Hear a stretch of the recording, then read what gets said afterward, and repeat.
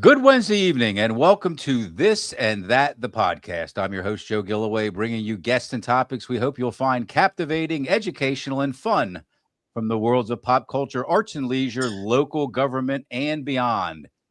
This and That, the podcast is brought to you by Team PA AAU Basketball, Lingelstown Gazette Sports, Rickaba's Electric, and the American Legion Post 272, also known as the Robert H., or primarily known as the Robert H. Hoke Legion Post 272 on North Mountain Road. Thanks to those great local businesses for their continued support. Upcoming or sourcing, we are currently sourcing. I don't think he even knows. I know he doesn't know this. Ray Rossi. You guys probably are familiar with Ray Rossi. Been a DJ in this area for decades and decades, but I ran into him a couple of months ago, and he's a great guy. He's still out and about, so I'm going to try to get Ray Rossi on the show. He's a fun guy, and he still jogs. I see him in my neighborhood jogging. I know he's still DJ, and so look forward to seeing Ray Rossi as a guest here soon. We are also it's sponsor time of the year. If anybody's looking to sponsor This and That, the podcast, we're one of the only local. We're in a sense we're a media outlet, but we're more of an entertainment outlet. You know, we become a media outlet when we cover local politics. But if you'd like to get your name out a little bit and help support the show, we'd love to have you on board as a This and That, the podcast sponsor. Our disclaimer is, and I trust these guys, but I still have to throw it out there. The views and opinions expressed on This and That, the podcast, are those of the participants who voice them and do not necessarily reflect the positions held by This and That, the podcast, as an entity, the sponsors who support the show, or myself. If you would like to interact with tonight's guest, please get on the Facebook feed. If you're on the YouTube feed, we're not going to see it come through. You can make comments. You can ask questions. If you're happy about something, you're pissed off, let us know how you feel. So anyway, let's get started here. We're going to dive into the identify. Oh, I'm sorry. This is episode 52 of This and That, the podcast. So we've been at this for quite a while now, about 13 and a half months. So on tonight's episode, we'll dive into the identifying characteristics of what defines President Donald Trump's MAGA movement and how in many ways it fails to resemble the political conservatism which has helped to mold the Republican Party for close to a century. Our guests tonight are two longtime supporters of traditional American conservatism, conservative politics, and the politicians who espouse them. And we'll ask them, what would Ronald Reagan think about today's Republican Party, or the mainstream segment of the Republican Party? And let's bring them in here. So first, we're going to have Jeff Clare in. Jeff, thank you for joining us. Thank you. You've been with us this is at least the second time you've been on the show, and our other guest has been on a couple times too. A little bit about what you do, Jeff, just in a 30 seconds or so, your professional background and what you're doing today. So I retired from the Township of Lower Paxton as the Director of Economic Development. And now I consult with municipalities across the country on the issues of economic development. So we it's for another show, another night, but I'd like to maybe get you back into that around here in Lower Paxton Township. I'm a longtime Lower Paxtonian, and I don't love the way things are going with industry and business and what have you. But we'll get you back on to talk about that again sometime. And then how about John Herr? John and I have known one another since 1972. And I know that because, John, you and I met in first grade. I don't know if we had the same first grade teacher. I had Mrs. Weaver. Who'd you have? I had Mrs. Weaver. Okay. Well, then that's and we also live close to one another. So, yeah, we've known each other a long, long time. John, what are you up to these days, bud? Well, I'm working at HACK as a tutor and instructor, Harrisburg Area Community College. But I'm also trying to get my stand-up comedy career going. I just did 2 20-minute feature shows in Newport News, Virginia over Memorial Day, which went very well. And I did 2 20-minute shows a week before that at Boomerangs in New Cumberland. So trying to make the stand-up comedy work, but I'm also doing some writing on the side. I write for robotbutt.com, which is a humor site. And I'm always on Facebook. I'm on Facebook far too much for a healthy man of my age. And who did you write for? Just to kind of qualify you a little bit, but who did you write for? Like as soon as you really close to when you got out of college at Penn State? Well, once I got out of college, I joined the Bush campaign in Washington, D.C. I was a young lad of 21, and we won. It was the last winning campaign I ever worked on. And so that led to a job in the White House. And then Clinton won, and he turned me into a waiter at Pizzeria Uno's. So I moved to California. I worked a bunch of campaigns in California, worked for Governor Pete Wilson, and then I came back east to work for Governor Tom Ridge in Harrisburg. And then 9/11 happened, so he brought me down to Washington to work on Homeland Security. And so I wrote speeches for him and the Department of Education, the Department of HUD. Okay, so Bill Clinton called you into the Oval Office and he said, "John, you're now going to be a waiter at Pizzeria Uno, right?" Well, no. At first, I had a delightful December of 1992, enjoying being unemployed, and then I said, "This can't last." So I tried out for I got my wings at Pizzeria Uno's, and I worked there for 5 months, and then I moved back to I moved out to California, and I was there 6 years. So you've had your claws in Republican politics in one way or the other for many years, since you were a young guy. I know you were kind of like a young, what do they call it, the young Republicans or whatever at Penn State. You were involved in all that too, and no, that helped. I was head of students for Bush in 1988 at Penn State, and that led to my job in the White House. Good. Okay. All right. So let's talk about what is conservatism.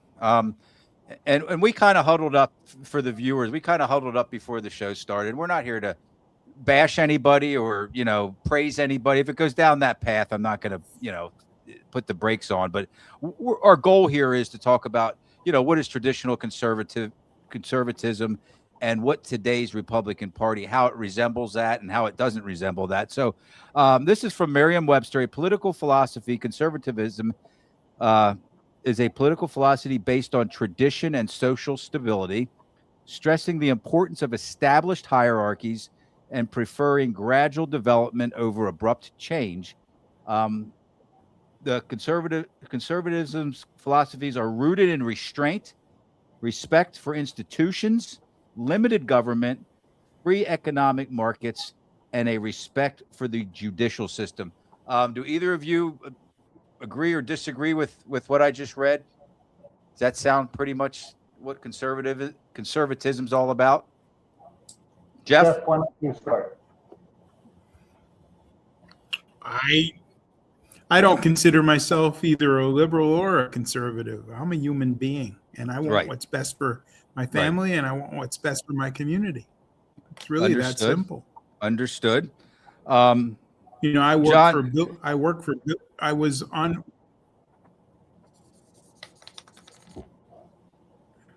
We lost you, Jeff. Can you hear me?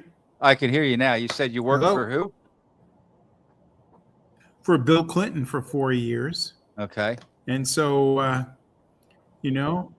I worked for Rudy Giuliani for 4 years. So, what did you? I'm not left or right. I'm right down. Go ahead. But did you actually like the way Bill Clinton ran the country for his 8 years in office? And I'm only asking you that because I want to see how far you've strayed. Yeah, good cigars. Okay. All right. Okay. So let's talk about some of the characteristics here of a traditional American conservatism: adherence to custom, convention, and continuity, restraints on power, commitment to prudence or limited controlled spending, humility, moral order. Stop me if you think I'm wrong. Limited government, preservation of traditional institutions, social order,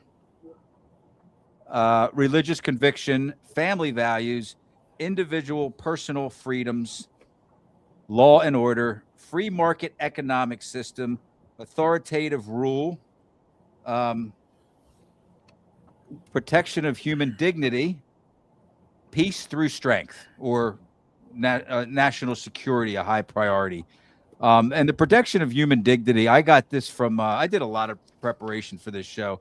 I went on Mike Johnson as a 7 core principles of conservatism on his. He has his own little website, and the reason I wrote down protection of human dignity, what he says on there is, because all men are created equal, a just government should protect life and embrace the vital cultural influence of religion and morality. Public policy should always encourage education. Everyone who plays by the rules should get a fair shot. Every human life has significant value. So that's where that protection of human dignity came from. John, did I kind of nail that? Did you hear anything there that doesn't sound like what you consider conservatism to be? Well, you have the basic civics book definition. Right. That's what I tried to do.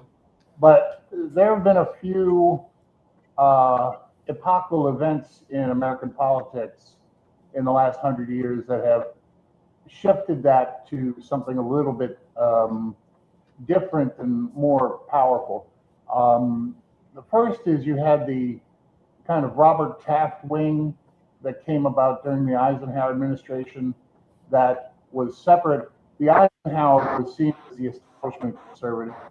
Robert Taft was seen as more what one would call movement conservative on issues. And then Barry Goldwater took up that and really turbocharged it. Barry Goldwater was the first Donald Trump. He got a lot of people in politics, especially in the West. They called it the Sagebrush Rebellion. He really got that suburban kind of white Protestant vote to come behind him. Right. And then we moved through Nixon. People said the Republican Party was dead after Nixon resigned, but it wasn't. It only took Jimmy Carter to bring it back to life. Mm-hmm. And Jimmy Carter actually was the last Democrat to win the evangelical vote in the country. After that came Reagan, and with him and with Jerry Falwell and Pat Robertson, that really established the movement conservative movement, which, not to sound redundant, but focused on things like abortion and school prayer, and a lot of those other issues that maybe, the more polite establishment conservatives tried to stay away from. So that's what Reagan did. Reagan happened to, since he cut taxes in 1986 pretty permanently, and then set on to lay the groundwork to win the Cold War, he really became canonized as the ideal conservative.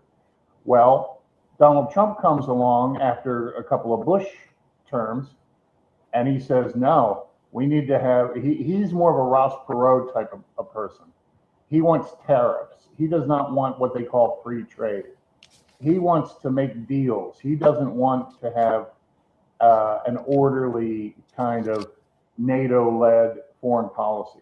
So Donald Trump has changed the meaning of conservatism as it's practiced, just as Reagan did, just as Goldwater did. And now we're living in his world right now. Yeah. One of the things that I read, I think at the top of the, just a few minutes ago, about the characteristics of conservatism is you mentioned free market, and that tariffs wouldn't traditionally be part of a traditional Republican platform. Is that correct, John? That is correct. Now, here's where I kind of find myself in agreement with Donald Trump. I believe that America has a lot of weight that we can throw around to get what we want, and that other countries are continuously trying to stab us in the back and take from us, like China, when it comes to the rights of entrepreneurs and things like that. So they're our enemy. China's our enemy. Maybe not like a military kind of, we have to defend ourselves militarily enemy, but they're not our friend. No, they want what we have, and they want to steal it if they can't get it otherwise.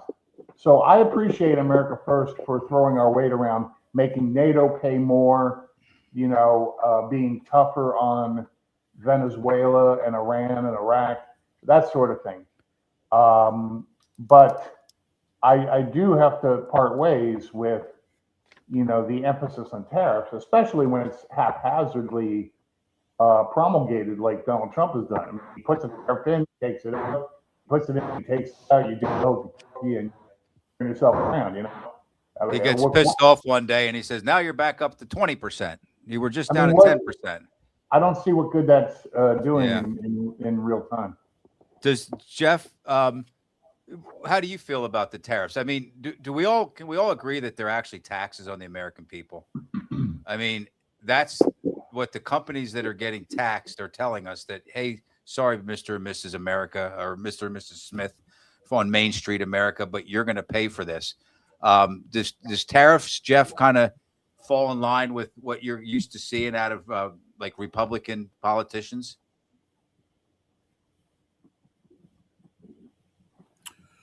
Well, one way or the other, tariffs have been around for a long time. And so I don't see it as a tax. I see it as a way for other countries to show more respect to what we have to offer here and not just take it. So, okay. The tariffs have been around for a long time. Joe, we're $36 trillion in debt. Okay. $36 trillion in debt. My grandchildren are going to have to pay that money back. Right. Donald Trump didn't put us $36 trillion. Well, he contributed to it as much as anybody else. Okay. And that's not true. And you know that. Well, I mean, he's no more frugal a spender than anybody else is, or he's, I have everything written down here, and I have, it's the good, the bad, the ugly. Biden averaged adding $175 billion a month to the national debt. Okay. That's in 8 years. That's 96 months. Trump has averaged $180 billion a month. Okay. So what I'm saying, and let's just call that a wash. I'm not saying, well, Trump's averaged more than Biden. He has by a little bit, but I'll call it a wash. What I'm saying is, I don't think that our current president is any tougher on spending or any tougher on trying to get this this debt down than anybody else has been recently. How do you disagree with that, Jeff? 100%. Who brought 15 million illegals into this country? Well, okay, but I'm talking about not Donald Trump. No, I'm not. Okay, that's not what I want to tie in here. I'm saying that I'm not defending. Joe, I'm not defending Biden. Okay, I'm not defending anybody. Biden, Bush, Clinton, all of them. Okay, you could lump them all together with the way they. So Jeff, you're connecting illegal immigration directly to the national debt. Let's start from there. Is that right? Yeah, that's what he's doing. Yeah. And well, I'm asking him. Oh, okay. I'm sorry.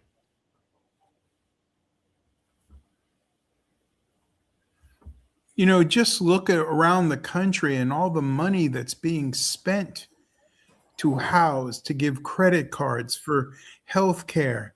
You can walk into an emergency room and you're going to get treatment regardless of whether you're a citizen or not. It's the law. Right. But my wife is in the medical business, and there were many people that walked into the emergency room, and yet they had a cold. But they didn't have health care insurance, so they couldn't go to a doctor, so they go to the emergency room. We're spending billions of dollars. New York City alone has spent billions to deal with the immigration problem. So why is it dealing with fixing it? We're just dealing with it. So that's just something that hasn't changed since Trump took over, right? If Trump and ICE, sorry to interrupt, have cracked down on immigration, and they're claiming that really it's a close to zero immigrants are jumping the border right now. I mean, they've claimed that. Then our national debt and our deficit should be going down right now.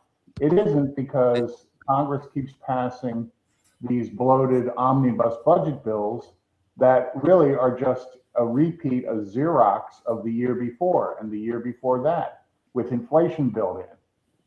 So that money is going somewhere if it's not going, and a large part of it is going to immigration enforcement now, which, you know, the budget for ICE went up about tenfold from what it was under Biden.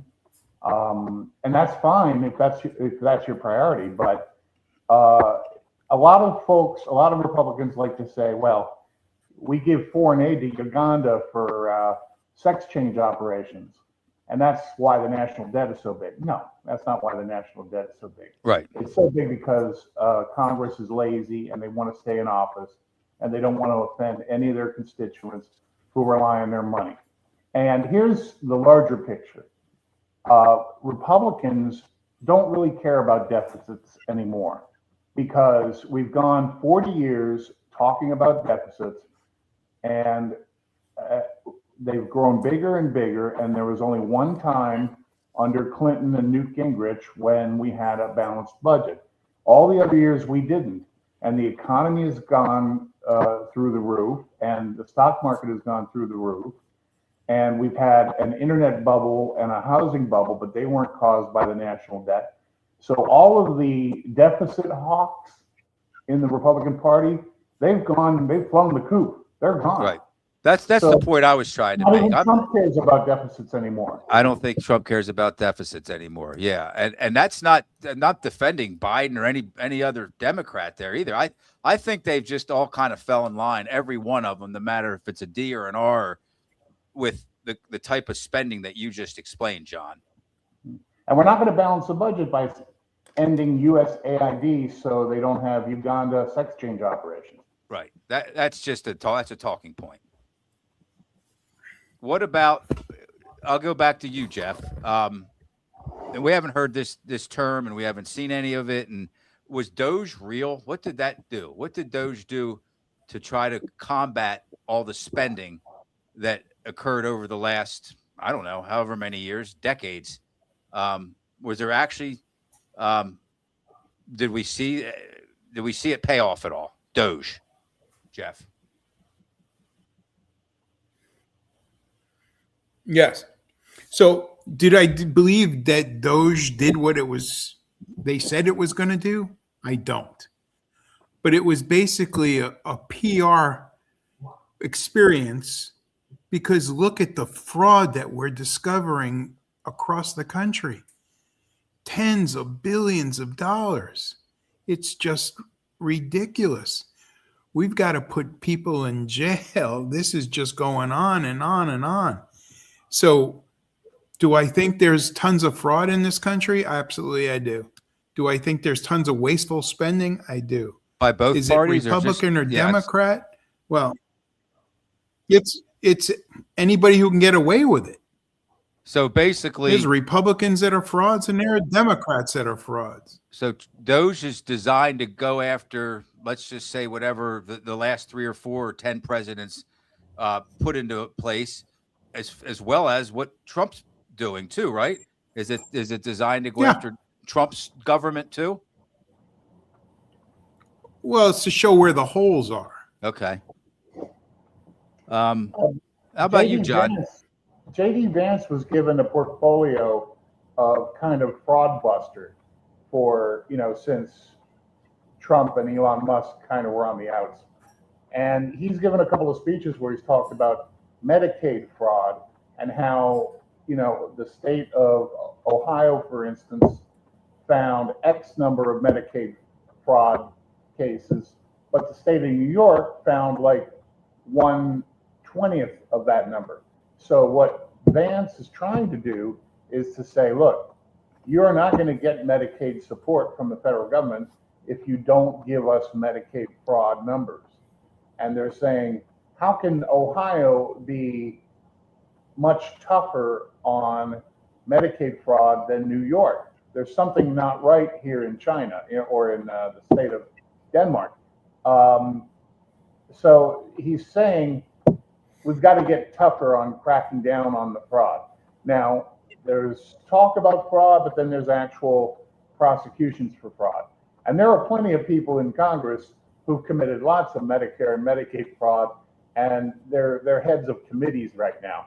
Right. So there's a lot of stuff going on in the back rooms that is putting, the hypocrisy to this. But I think the overall goal is fine.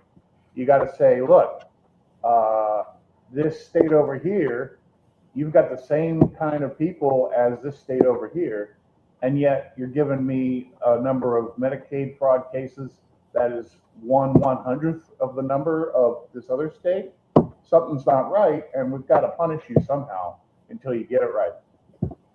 Okay, I agree with that. How about let's shift gears. We could talk about the economy and the debt all night, and I think we all agree that it needs a lot of attention. I think where we disagree is I kind of feel like it's still rolling down out of control as it has been for a long time, and I hope Jeff's right. I mean, I hope things are being reeled in, and that we're going to get this debt down by by 2.5 years by the time Trump's out and somebody else is in. And I know it's not going to all just go away, but hopefully we're on the right path. And I mean that, and please believe me when I say that. How about the temperament of conservatism? And I don't know if that's something I mentioned at the top of the show. The temperament of traditional conservatism is order, stability, and respect for institutions. MAGA thrives on disruption, grievance, and the erosion of institutional trust. It doesn't just critique certain institutions, it often seeks to delegitimize them altogether. John, does that the way that Trump goes about, and we can throw voting into this, that if he loses an election or one of the people he supports loses an election, which doesn't happen often, it's a fraudulent election. Does that fall in line with what we've seen out of conservatives? Don't they typically, we're talking about temperament here, won't they typically shake a hand and move on and like if something doesn't go their way, like in some realm of government, they kind of deal with it and just try to do better next time or win next time? Well, the biggest legacy of the Trump years, in my opinion, is the empowerment of the trolling culture. Give you an example. When I was working for the White House in 1989, there was a communications director for the Republican National Committee. And there were rumors at the time that Speaker Thomas Foley, Speaker of the House, was gay.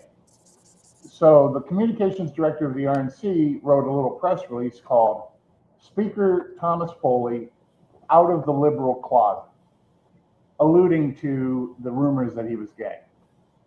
Well, he was fired. President Bush and the head of the RNC fired him for putting out that press release implying that Speaker Thomas Foley was gay.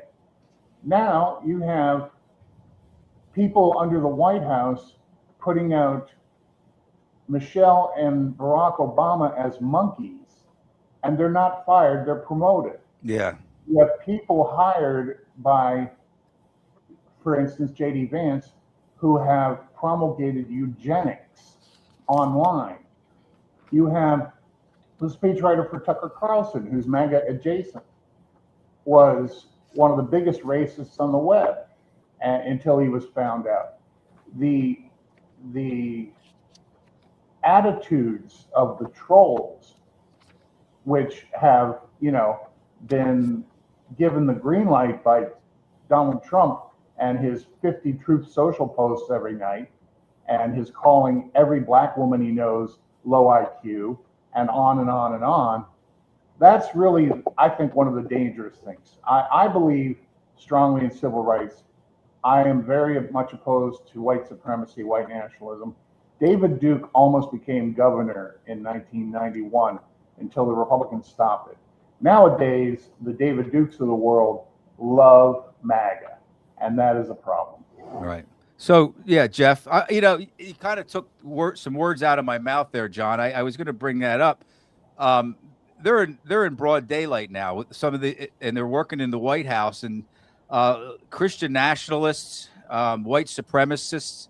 Um, does that bother you, Jeff? That people like that are kind of in Trump's close circle? And these are admitted. Wow. They're not. We didn't come up with this. They've written books and they've. No, he had dinner with Nick Fuentes. Richard Spencer gave him a Nazi salute. Yeah, I know. In other lifetimes, these people were intimately involved with these groups, and they've written books. It's on the record that this is how they feel. Jeff, does that bother you?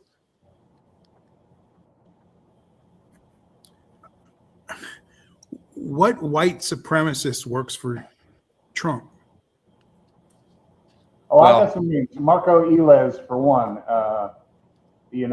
And that's just a start. There are several names, and not to mention the ones he has dinner with, like Nick Fuentes, or the ones that he praised as very fine people in Charlottesville, like Richard Spencer. So, okay, so Jeff, you feel as though there's none of that. The Stephen Millers of the world, the Bannons of the world, the Steve Bannons of the world. They don't bring any of that to the White House. Joe, I deal with issues, and so there's stupid people on the Democratic side. There's stupid people on the Republican side. Dumbass independents.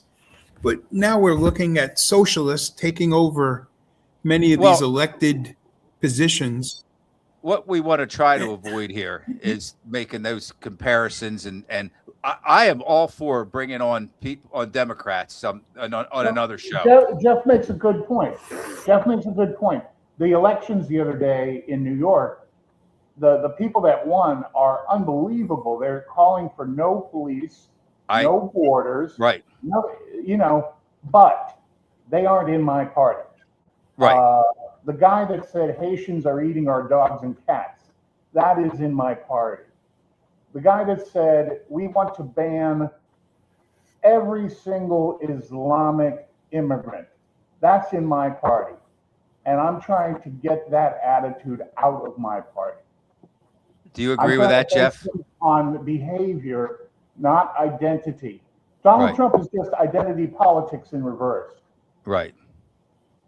Yeah, I would never support or vote for somebody like we're talking about in the Democrat. I think the people that you just referred to on the Democratic side are kind of the equivalent to the MAGA on the Republican side.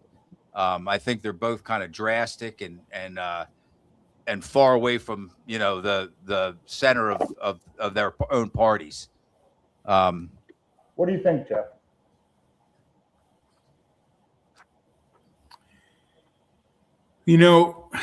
My grandparents were in the Holocaust.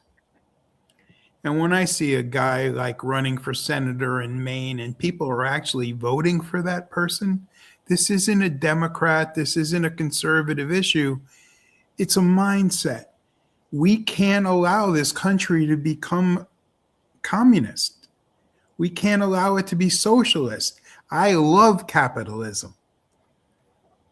That's why I support. My parents are Democrats. I grew up being a Democrat. I worked for Bill Clinton. But today, what I see is going on in this country is disgusting, and I'm not gonna deal with it. So you can call me a white supremacist. No, well, I wouldn't call you that. I'd never call you that. No. I'm just saying, I see somebody posting on Facebook here in Lower Paxton Township using the term Nazi, and it just keeps going on and on. We have to stop. We have to look at each other as human beings and not give each person a title that is not fitting. So when I see these people getting elected, I am very concerned this country is going ass backwards. Is the answer to that to call Michelle Obama a man? Is the answer to that say that Haitians are eating our dogs and cats? Is the answer to say that all Somali Americans are basically evil people? No, I don't think it is.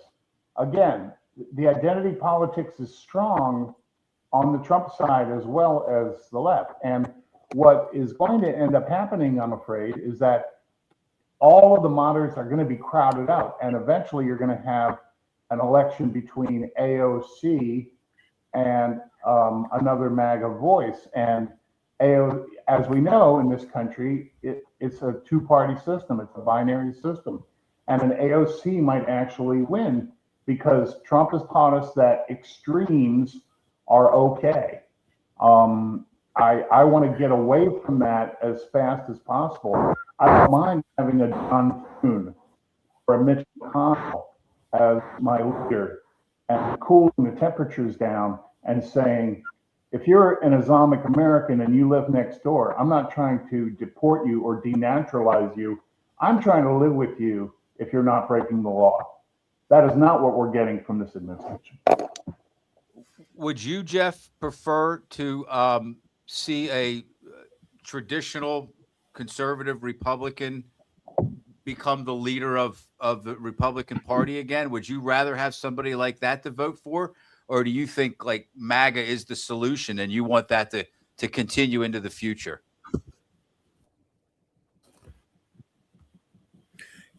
I got to ask you, Joe. To me, MAGA means make America great again, and I don't have any issues with that. Well, let's not call it MAGA. I don't put a label on my forehead that says. Do you want to see? Okay, let me put it to you this way: in 2.5 years, do you want to see the next or another Donald Trump type of politician leading the Republican Party, or in the White House? I got to be honest. I don't think we're ever going to see another Donald Trump in the White House. Is that good or bad? Depends what we're talking about. If we're talking about trying to make America operate as a business, that's one thing.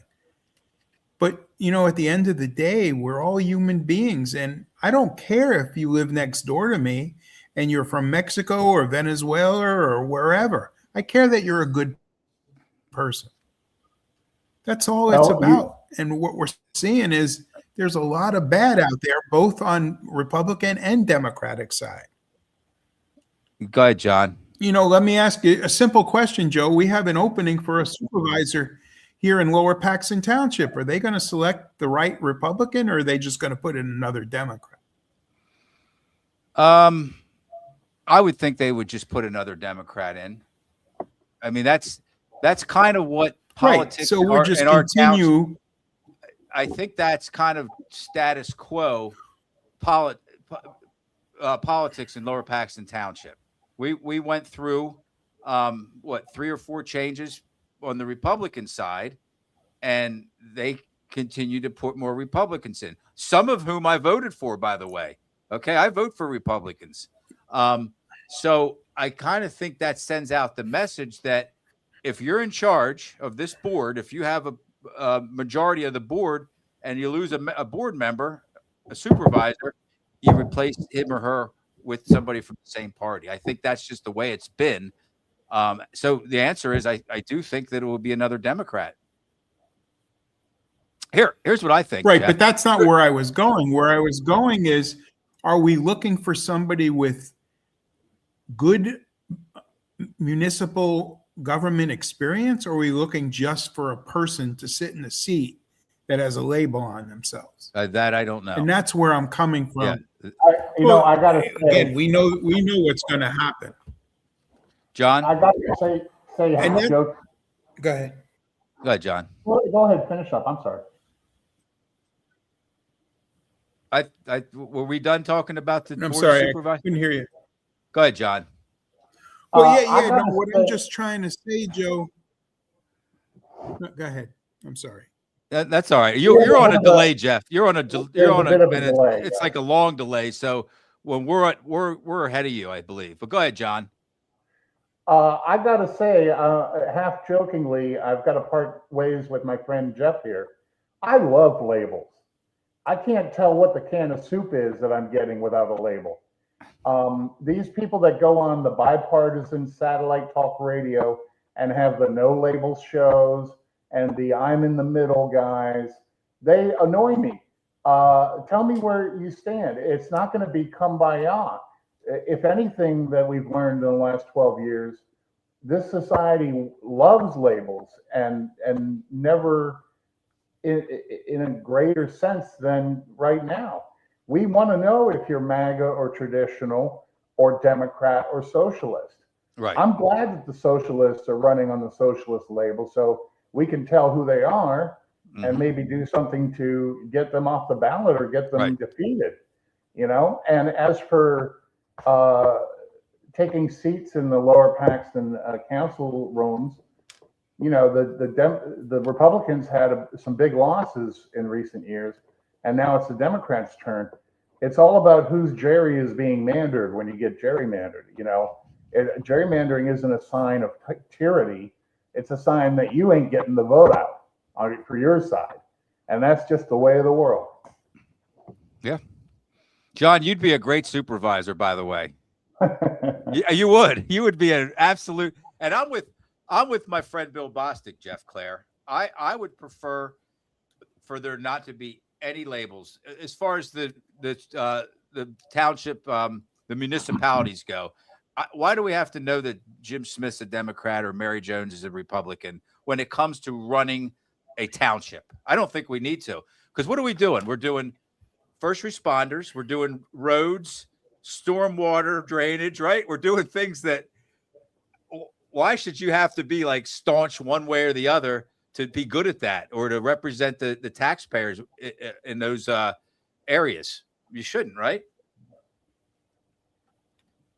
We just need somebody who makes good decisions. Right. Okay, so how about John? I would agree with that. Except, you know what the biggest issue locally is going to be for the next 10 years? Election reform. And you're going to have the stop the steal people everywhere in the next 2, 4, 6, 8 years, trying to get rid of voting machines, trying to go back to paper ballots, trying to say that the federal government needs to demand a voter ID. All of those issues, I want to know if you're GOP, Dem, Socialist, or MAGA. Boy, oh boy, do I want to know. You like to be able to vote by mail, John, or you know, voting by mail is here. It's saying, do I want to wake up when it's raining? Yeah, because it's unstoppable. The question is, do you get to vote by mail without an excuse? You know, just because you don't want to vote in person. That's really the issue. And the other issue, of course, is how late do you get to accept a mail-in ballot? 1 day after the election, 1 week after the election, 1 month after the election. There's a lot of problems, especially after COVID, with the election system. But I don't agree that saying that Joe Biden lost the election that he didn't lose is a solution. Yeah, I mean, voting by mail is absolutely necessary in a lot of cases. Not in every case, but I saw there was a big thing about voting by mail in Colorado, and some of these people they don't live anywhere close to a polling place. You know, should you have to get your dog sled together up in Alaska, and should you, Jeff, and take a dog sled for 2 or 3 hours just to pull a lever? What if you're sick? What if you're traveling? Joe, Haitians already eaten all the dogs. What's that, John? You can't take a dog sled. The Haitians have already eaten all the dogs. That's true. But no, I just think there's so many legitimate reasons. I was out of town on business one time. My company sent me out of town. I couldn't vote. That was the only time I didn't vote in like 40 years. So should I have been able to vote? Or should my company have been able to deter me from it as they did? Not purposely, but Jeff, how do you feel about that? And we could probably make 10 circumstances where it's almost necessary. Do you feel it's okay to vote by mail in a lot of cases, Jeff?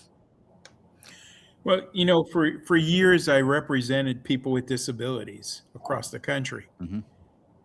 I have no problem with mail-in voting for seniors, for people on military service call.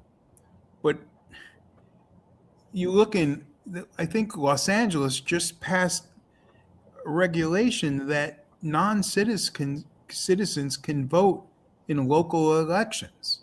That's the second issue. Totally, That's another issue. It is a separate issue. Separate. Well, what about how about and this happens? It is. We know this happens. They close polling places are closed altogether forever to make it more difficult for certain voters to get to a polling place. Where they used to be able to travel 2 or 3 or 5 miles, now they have to travel 20 miles.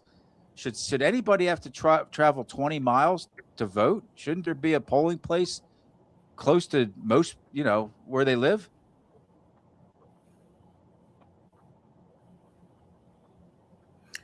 Theoretically, that would be a great thing. I can't tell you that I know anybody who drives 20 or 30 miles to go vote. Well, I don't. Well, we're fortunate around here. Yeah, we're definitely fortunate around here. We have plenty of. I have a polling place within 2 miles of my house, probably every way, north, south, east, and west. Mine's a block and a half. So, okay, so let's shift gears here. We kind of got a little derailed, but that's some important stuff, and I think it's worth talking about. How about the U.S. Constitution? The Constitution, at least to me, the way I've seen it for most of my life, is treated by traditional conservatives as a constraint on power. That's the primary thing I think that it was written to do. It seems to me like the Trump conservatives or the Trump Republicans, they treat it as a tool sometimes to be interpreted selectively, often used as a means of talk or a talking point for a desired outcome. How do you think, Jeff? Let's stick with you. How well do the Trump Republicans do at adhering to the U.S. Constitution and using it the way it's supposed to be used? I think there's a lot of different people that would read pieces of the Constitution totally the opposite. I am a staunch supporter of the Constitution. I believe this country should revolve around the Constitution. But at the end of the day, it's all about, your vision of what the Constitution means as it was written. And there's so many people with different opinions. I can only say what my opinion is. So there's none of it's cut and dry. Is that what you're saying? It's all a matter of interpretation and all a matter of opinion? I couldn't hear you. So you're saying that no part of the Constitution is cut Well, and the dry. Constitution is something. It's all a matter of interpretation. Again, and a matter you can of opinion. So, you put 5 people at the table with 5 different viewpoints, you're going to get 5 different interpretations.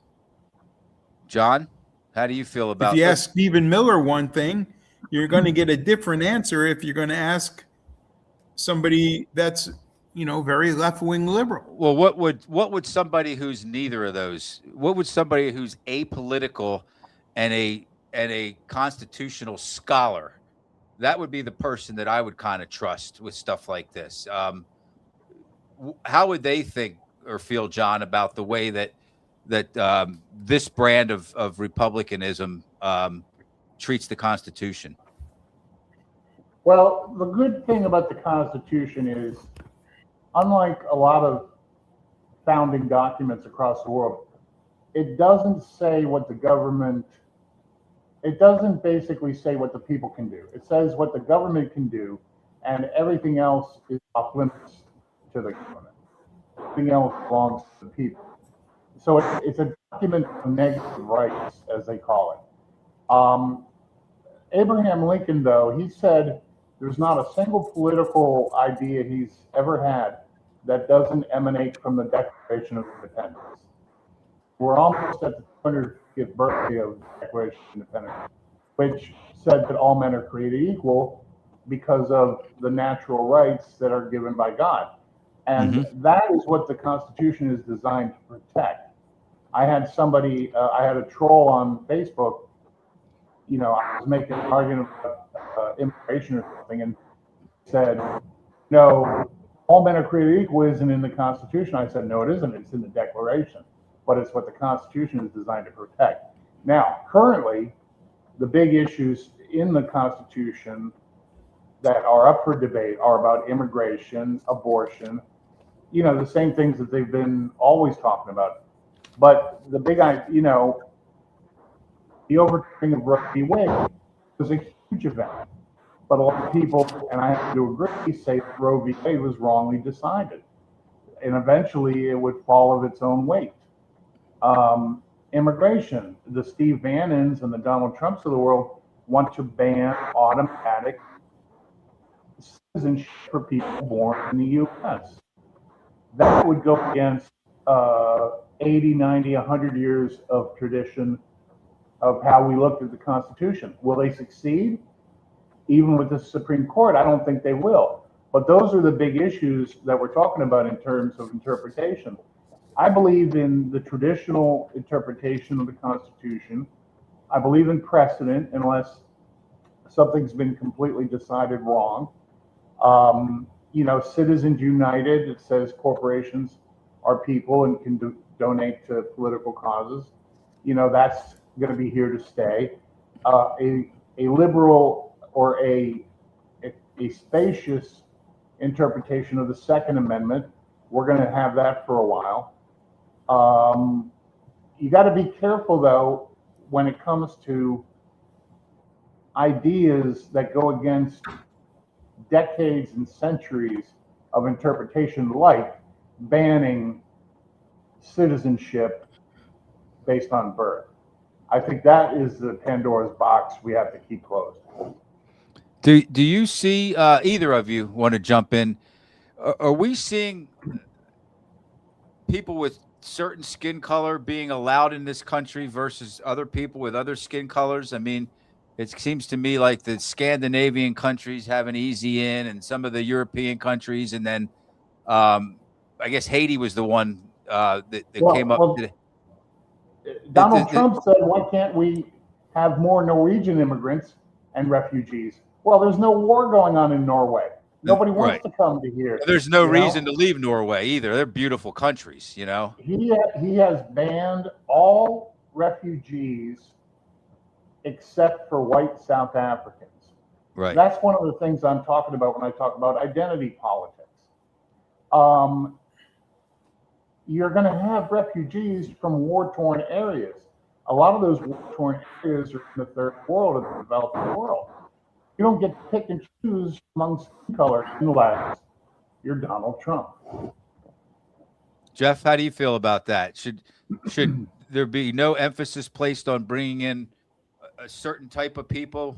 And we know what I'm talking about. A certain skin color, certain religious background, a certain country of origin versus others?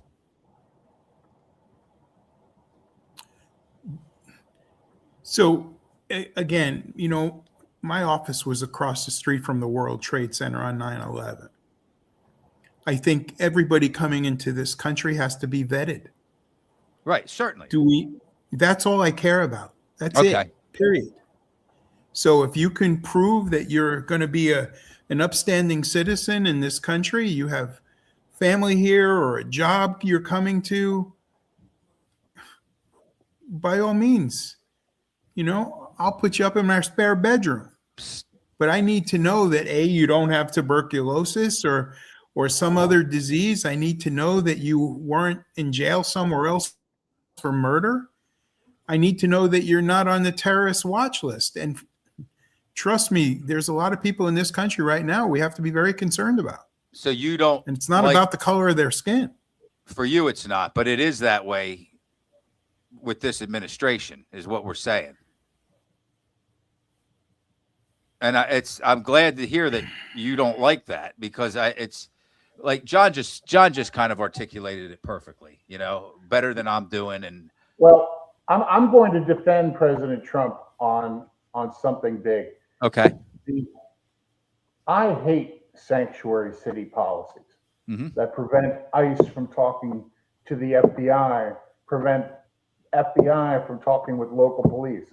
That is how you get 3-time deportees coming back to rape a jogger at a campus somewhere. I That's think how most you get- Democrats would agree with you, John. I don't think most Democrats want to even talk about it. The Democrats want I know, sanctuary- they want no, nothing to do with it. sanctuary. They are still foursquare in favor of sanctuary city policies, which is one of the reasons Donald Trump, a guy who incited a riot and was convicted of felonies, was reelected because of immigration. And the sooner Democrats realize that, the sooner they'll get back to winning presidencies. I agree with that. And it's not just the sanctuary city thing. We know there's a there's a kind of a bucket list of items that the Blue Dogs want to kind of try to take a good look at and say, this is hurting us. We're not winning because of this. It's also what Jeff mentioned about allowing non-citizens to vote in local elections. That's a slippery slope too. And Democrats haven't learned a lesson on those.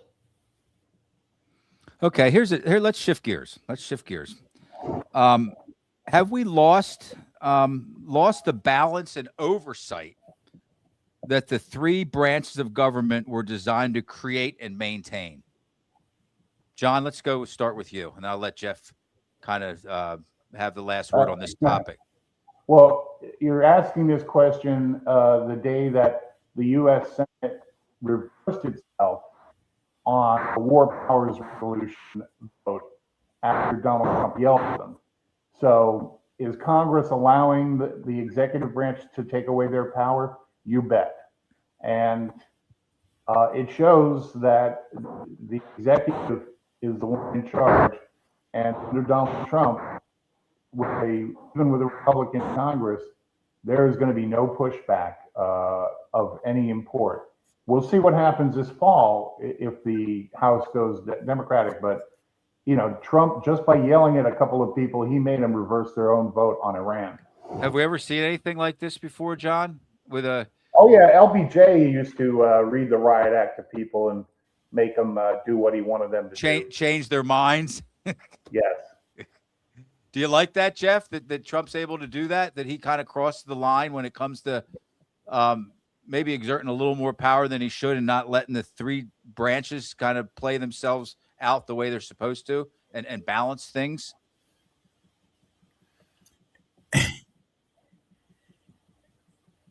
I can't speak to what. All I can tell you is, everything that good, bad, or indifferent, if Trump does it, somebody hates it. And so. Well, no, we're talking about something here, Jeff. Do I like Trump? I can't. But we're talking about something. Go ahead. Here. You're breaking up. That's why I can't hear you. No, we're talking about something here, though, that maybe not unprecedented, but John just could only mention one other president in history that kind of wields his power and kind of doesn't let the three separate branches do their work and kind of create balance. Well, there are others. To this degree.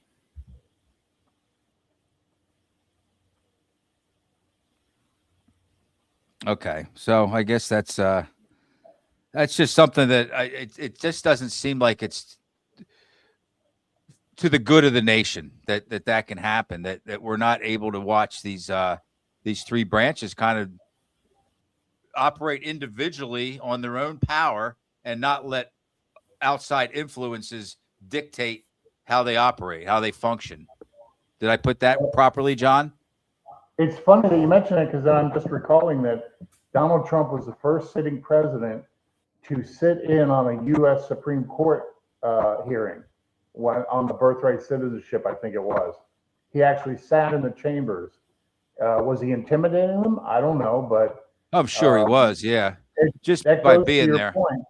Yeah, the other branches are showing fealty to the executive right now. And that's, I'm sure, not something that Donald Trump dislikes. No, I'm sure he loves that. How about the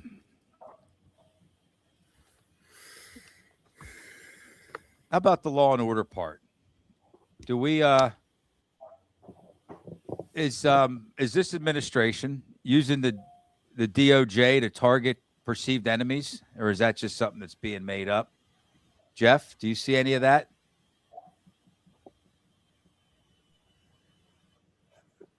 Joe, you just went off my screen and you broke up. I didn't hear a word you said. Is this administration using its DOJ or the DOJ? It's not its DOJ, but it's turned into that. The DOJ to target perceived enemies?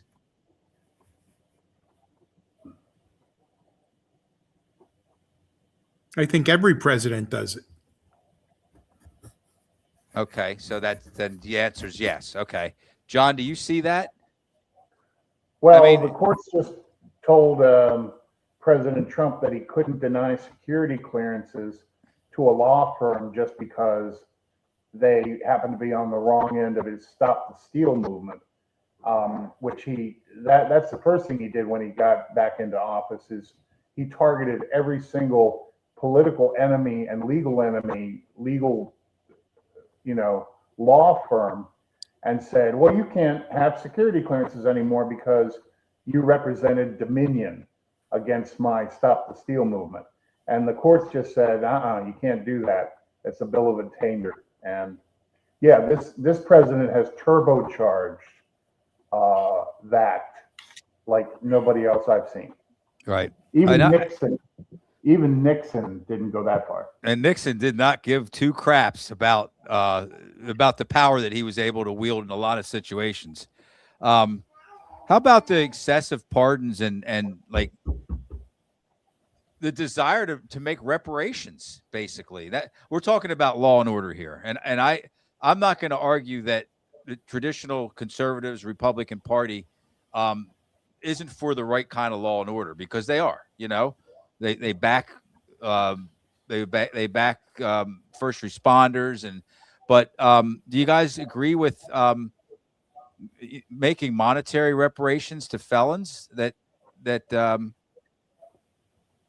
You're talking about the January 6th. Yeah, but that could turn it. It's not going to stop there. If they would allow that, it's not going to stop there, and we know that. I mean, they want to be able to make reparations to anyone who they feel was wronged. It would start with January 6th people, right? Do you think it would start and end with just those couple hundred people, or is it something that would continue, down the road if they feel somebody that was wronged in the justice system? Jeff, would you like to see the January 6th, the convicted January 6th felons? They've already been let out of prison. Some of them to quickly break the law again and some real felonious type of things. Would you like to see them also handed millions of dollars?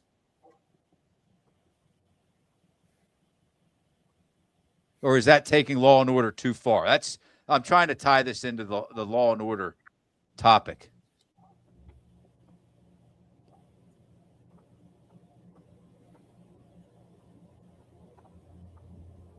I think we have a bad feed here. Jeff, do you hear me? You're freezing up. Your screen is the little twirly thing just keeps going. I think, and I'm not seeing me freeze. And John, are you seeing me freeze? I think Jeff. You're freezing a little bit with me, but not. You're not getting the spinning beach ball of death. You're understanding what I'm asking, though, right, John? Oh yeah, and I don't want to. I know. I don't want to gang up on this. Let me turn it back. I mean, my opinion on the January 6th fund. That's why I didn't ask you. It's not. Yeah, it's not positive. But let me agree with Jeff, perhaps. Okay. That Donald Trump has taken crime in the streets seriously. We all bitched about how he put the National Guard in Washington and Los Angeles. But darned if crime didn't go down. And I think we've tolerated high violent crime rates for too long. So I really don't have a huge problem. I wish he would do it with Chicago. Chicago is a mess right now. I wish the National Guard would spend 6 months in Chicago. We have tolerated high crime, and this is coming from a guy that lived in the Murder City, Washington, D.C. in 1990, when we had the highest crime rate in the country. We've tolerated high crime rates for too long, and I do support Donald Trump when it comes to that. Do you like the way that they go about it? Kind of their demeanor and their temperament and No, no, but I agree with the results. Okay, all right. So you'd like it to be a little more TLC, No, I guess, right? He's egotistical and vindictive. He doesn't have a shred of propriety in him. But when it comes to making a decision that reduces crime, I'm in favor of that. I buy that. I agree. Jeff, can you hear us?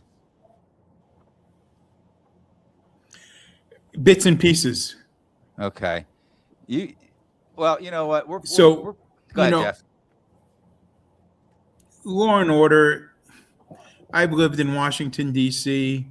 I've lived in Chicago. I had an office on West Wacker. It's the people. The citizens deserve an opportunity to go out to the restaurant of their choice or take their kids to a park and not have to worry. Mm-hmm. And that's really what this comes down to. Whether it's Trump or Biden, I don't really care who's in the White House. I care about my family, and that comes first. Right. And it's that simple. Absolutely. Okay, so let's do this. Let me kind of wrap things up here. I'm just going to make kind of one final point or statement, and then I'll give you guys the last word after I'm done. And I'm going to go like this. MAGA is better understood as a form of political populism centered on nationalism and the protection of identity, not as a continuation of conservative philosophy. It borrows the language of conservatism when useful, but it does not consistently follow the principles of it. The real question for self-identifying conservatives isn't whether or not they should support MAGA or support Trumpism, let's call it, but whether or not they're willing to be honest about what it is they're actually supporting. Call it what it is, nationalism, populism, identity, or loyalty politics. In many ways, it's a far cry from what this country has viewed as traditional American conservatism. Jeff, I'll give you the last word, your last word, and then John will have the last word. You know, and sitting here watching the World Cup and all of these people from all over the world saying this is one of the most beautiful countries they've ever been to. I personally, my family, we love America. And I will do whatever it takes to make it work. But I want to see the people that I'm assisting assist back. It's really that simple. You know, I don't see the world in just Democrat or Republican. We've got to be much more. We're a great country and we have to continue being that. And how do you feel about let's call it Trumpism, because I see what you're saying. When I say MAGA, you say, well, hey, we should all want to see the country great again. How do you feel about just to kind of summarize or capsulize? How do you feel about how Trumpism compares to our mom or dad's or our grandfather's conservatism?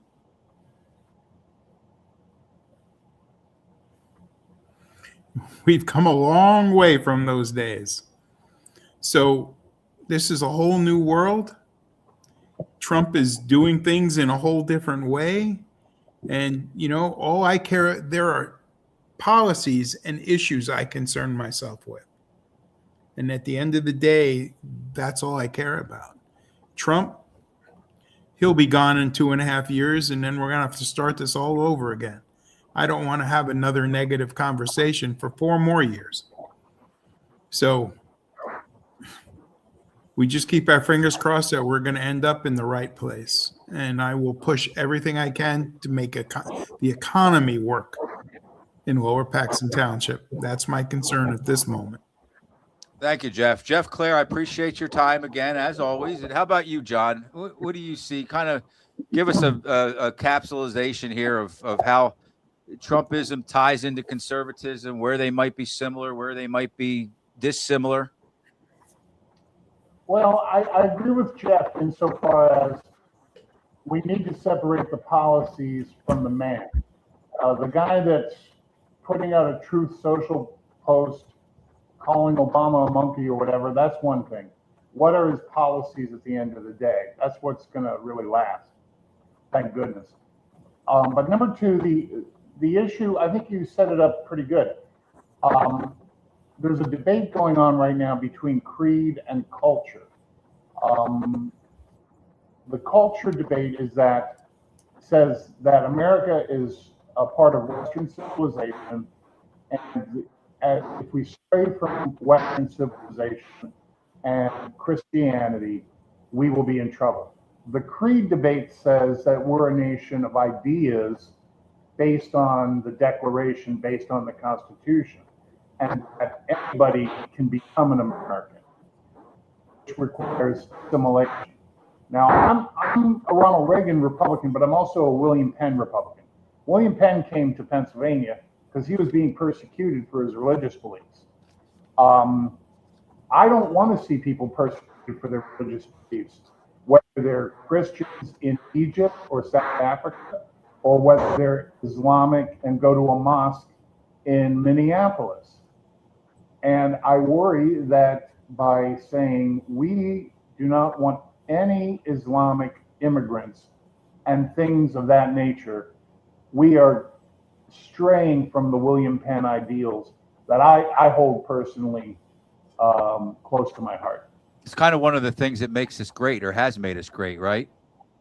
Well, that makes America great, but you do have to, and to Jeff and MAGA's point of view, you do have to concentrate on assimilation. Absolutely. We've gone many years without making assimilation a priority.